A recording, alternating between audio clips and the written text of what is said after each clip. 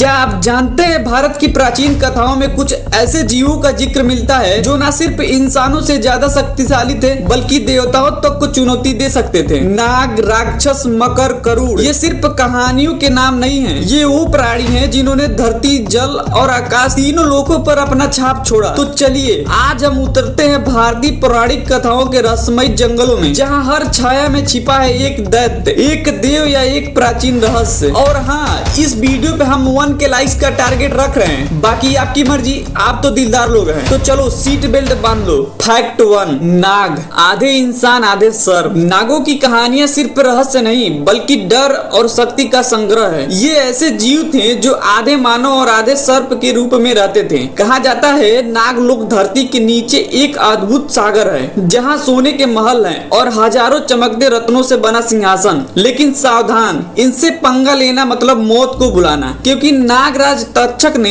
एक बार राजा परीक्षित को काटा था और बस एक डंक में राजवंश खत्म कर दिया। अब सोचो अगर वो आज के जमाने में होते तो शायद न्यूज का हेडलाइन होता king dead by snake bite. Fact 2, मकर समुद्र का रहस्यमय रक्षक। अब आते हैं उस क्रिएचर पर जो ना शार्क है ना मगरमच्छ बल्कि दोनों का डेडली कॉम्बो। मकर समुद्र देवता वरुण और गंगा माता का वाहन था। इसका सिर मगरमच्छ का, शरीर मछली का और दांत इतने तेज कि एक बार में पत्थर तक फाड़ दे। कहा जाता है जब कोई समुद्र में बिना अनुमति उतरे तो मकर उसे खींचकर गहराई में ले जाता था और वहीं से शुरू होती थी उसकी आखिरी यात्रा। मतलब भाई ये समुद्र का सिक्योरिटी गार्ड था। Without entry pass then game over. Fact 3, Garuda पक्षियों का देव और सर्पों का दुश्मन। अगर कभी कोई क्रिएचर स्पीड, पावर, स्टाइल का सिंबल था तो वो थे गरुड़, भगवान विष्णु का वाहन। गरुड़ के पंख इतने तेज हैं कि उड़ते समय हवा में बिजली सी गूंज उठती है। कहते हैं एक झटके में वो पूरी पृथ्वी का चक्कर लगा लेते थे। और उनका स्वर्ण एनिमी नाग था। वो नागों को पकड़कर स्वर्ग तक उठा ले जाते थे। मतलब स्नेक स्लेयर नंबर 1। अगर आज गरुड़ होते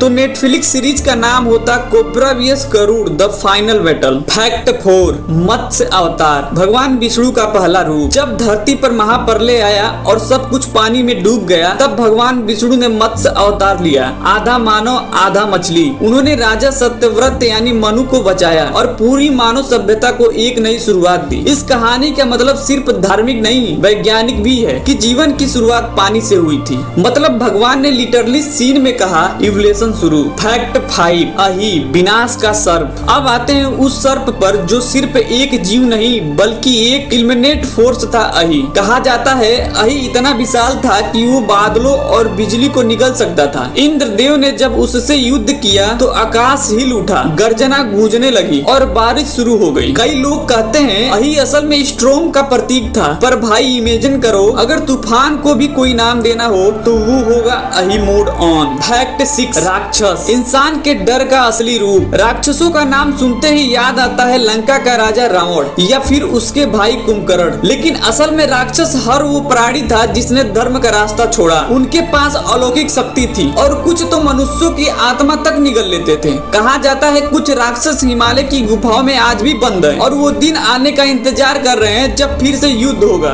फैक्ट 7, कालिया नाग विश्व का सम्राट। और अब आते हैं उस सर्प पर जिसने खुद भगवान श्री कृष्ण को चुनौती दी। यमुना नदी में उसका जहर इतना भयंकर था कि पानी तक उबलने लगता था, पर जब श्री कृष्ण ने उस पर नृत्य किया तो कालिया नाग झुक गया और अपना विष समर्पित कर दिया। इस कथा ने सिखाया कि अहंकार चाहे जितना भी जहरीला क्यों ना हो, भक्ति और विनम्रता उसे शांत कर सकती है। तो दोस्तों ये थे भारत के 7 रहस्यमय पौराणिक जीव जो सिर्फ कथाओं में नहीं बल्कि हमारे संस्कारों और कहानियों में अब भी जिंदा हैं। और कौन सा क्रिएचर आपको सबसे ज्यादा अद्भुत लगा, गरुड़ की ताकत या कालिया नाग का जहर? कमेंट में जरूर बताइएगा। और हाँ, वीडियो पसंद आया हो तो हमारे चैनल को सब्सक्राइब जरूर करना।